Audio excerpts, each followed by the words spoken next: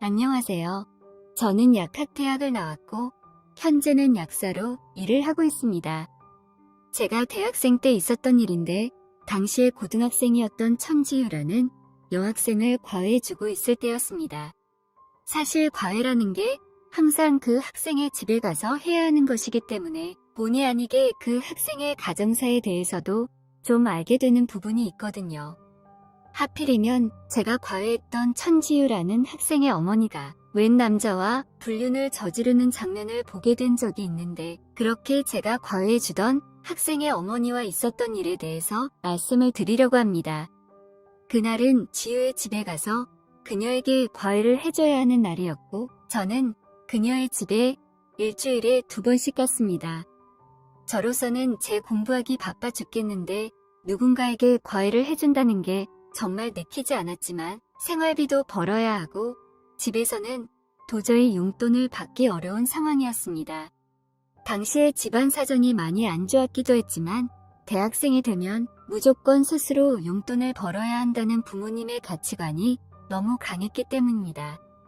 사실 약대 공부도 낙제하지 않고 따라가기 힘든데 입시생을 봐준다는 것은 쉬운 일이 아니거든요.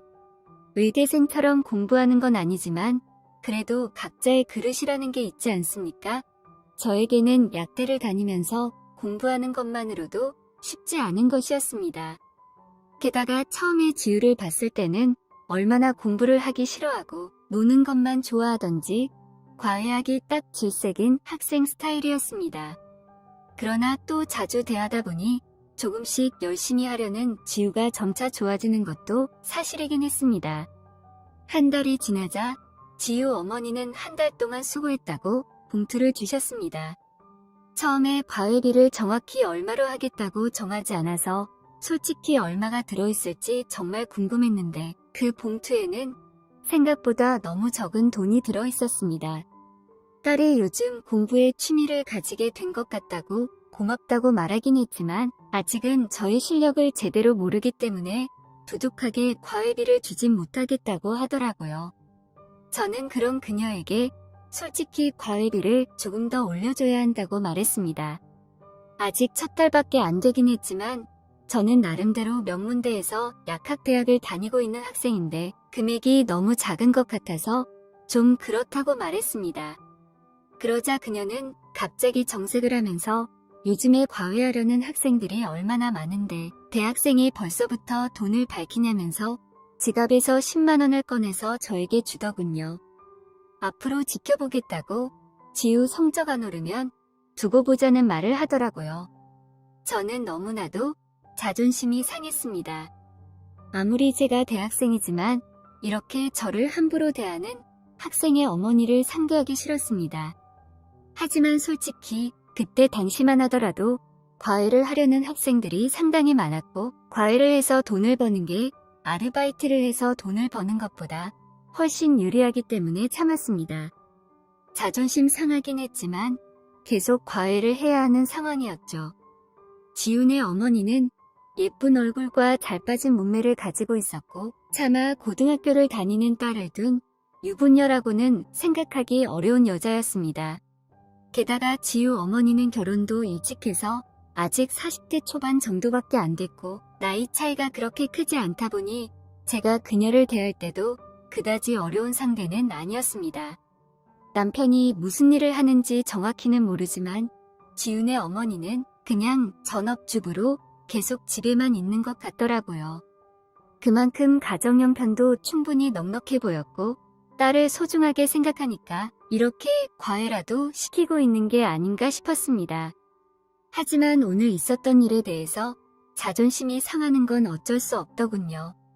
지우는 고등학생이라서 야간 자율학습까지 하고 학원도 다녔기 때문에 제가 지우를 찾아가서 과외를 할 수 있는 날은 주말밖에 없었습니다. 그래서 토요일과 일요일 이틀 동안 그녀에게 과외를 했었죠. 저도 약대를 다니기 때문에 수학과 과학이 저에게 가장 자신 있는 분야였고 그녀에게도 수학과 과학을 과외해줬습니다.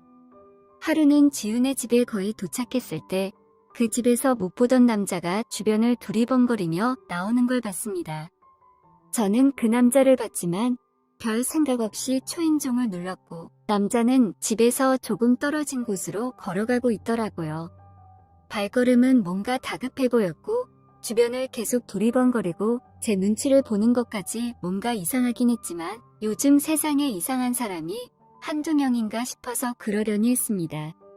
집안에서는 지우 어머니의 목소리가 들리더니 왜 다시 왔냐고 뭐 놔두고 간 거 있냐고 문을 열었고 그녀는 방금 막 샤워를 하고 나온 것처럼 머리가 젖어 있었고 완전히 알몸이었습니다. 아무런 옷도 입지 않은 상태였던 것이죠. 그러자 그녀는 깜짝 놀라며 안방으로 뛰어갔고 미안하다고 소리를 질렀지만 저는 대수롭지 않게 문을 닫고 들어왔습니다. 저도 당황했지만 괜찮다면서 거실 소파에 앉아 있었고 그녀의 탱탱하고 탄력 있는 몸을 다시 한 번 더 상상하면서 그녀를 기다리고 있었습니다. 잠시 후 지우의 어머니는 가운을 걸치고 나왔고 잔뜩 붉어진 얼굴을 하고는 왜 이렇게 갑자기 찾아왔냐고 묻더라고요. 지우가 이번 주에는 과외하는 시간을 좀 앞당겨서 했으면 좋겠다고 이야기를 들었다고 혹시 지금 지우는 집에 없냐고 물었습니다. 그러자 그녀는 오늘 지우는 이모 집에 가서 내일 올 거라고 혹시 연락을 못 받았냐고 물어보더라고요. 때마침 제가 휴대폰을 확인 못해서 몰랐지만 지우에게 연락이 와 있었습니다. 갑자기 급하게 이모네 집으로 가게 돼서 엄마 집에는 엄마 혼자서 있을 거라고 내일 과외를 하자는 연락이었습니다. 그래서 연락이 왔는데 제가 못 보고 바로 집으로 와버린 것 같다고 내일 다시 오겠다고 말하며 자리에서 일어났습니다.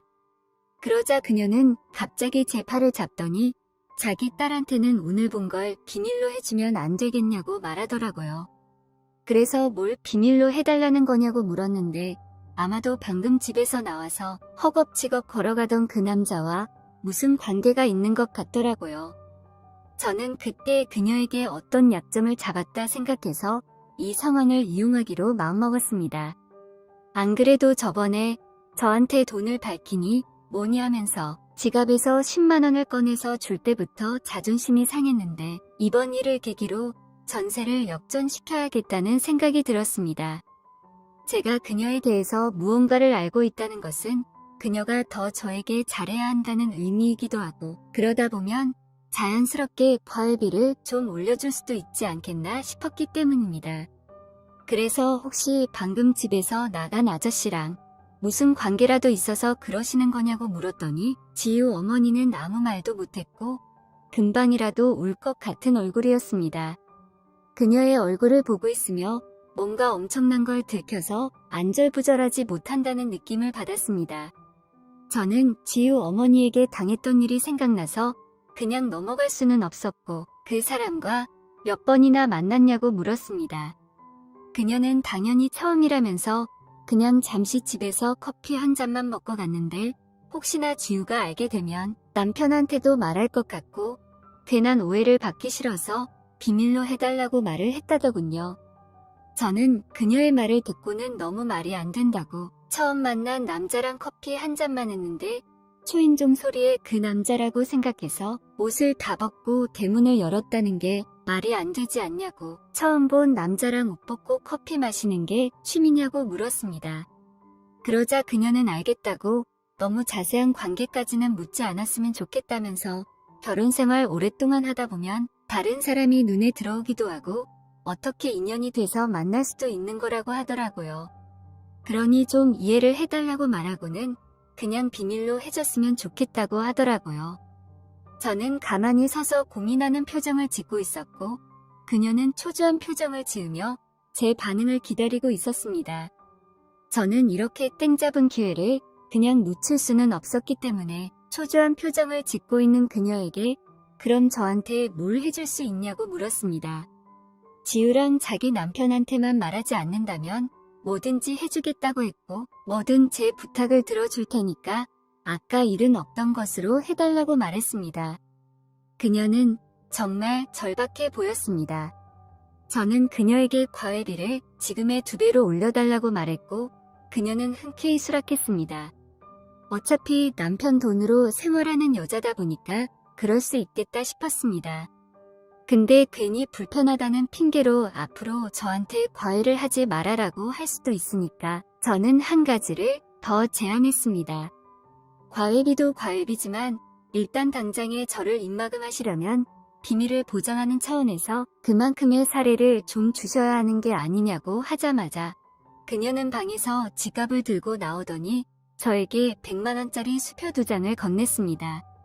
역시 그녀는 넉넉한 가정 형편을 가져서 그런지 돈을 아주 쉽게 쓰더군요. 저는 그 돈을 받지 않고 돈을 쳐다보고 있었는데 너무 정냐면서 2장을 더 꺼내더라고요. 그래서 이 정도면 됐다 싶어서 당장의 돈을 받긴 받았습니다.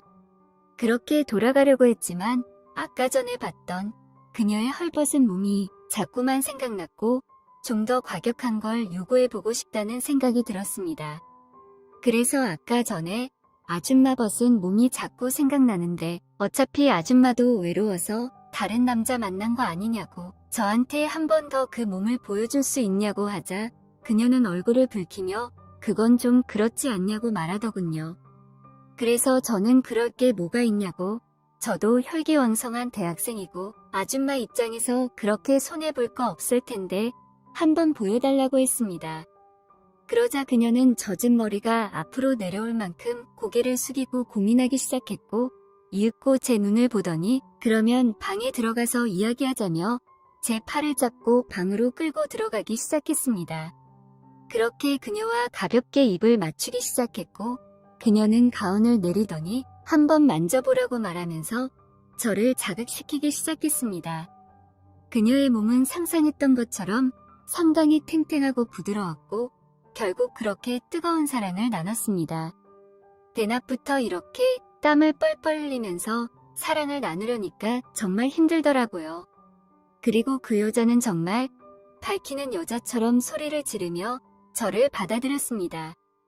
그 뒤로 1년 넘게 지우가 수능을 칠 때까지 계속 과외를 했고 결국 그녀는 자기가 가고 싶었던 대학교에 모두 붙었습니다. 마지막 과외 날이 되었을 때 지우 어머니는 그동안 저에게 고마웠다고 자기 딸이 공부를 정말 못해서 어릴 때부터 걱정이었는데 제 덕분에 잘 될 수 있었다고 말하며 저에게 1,000만원을 현금으로 건네줬고 지우 아빠가 그동안 고생했다고 주는 돈이라고 하더라고요. 저는 마지막으로 그녀를 뜨겁게 안았고 그렇게 지우와 지우 어머니와의 인연은 끝나게 되었습니다. 과외 한 번으로 정말 많은 걸 얻었습니다. 지금은 1,000만원이라는 돈이 그다지 크지 않을 만큼 저의 재산도 많아지고 돈을 잘 벌고 있지만 돈보다는 그때 그 아줌마의 새하얗고 잘 빠진 몸매가 생각나네요. 기회가 된다면 그런 탱탱한 여자를 또 만나고 싶지만 이제는 그럴 기회가 없지 않을까 싶습니다.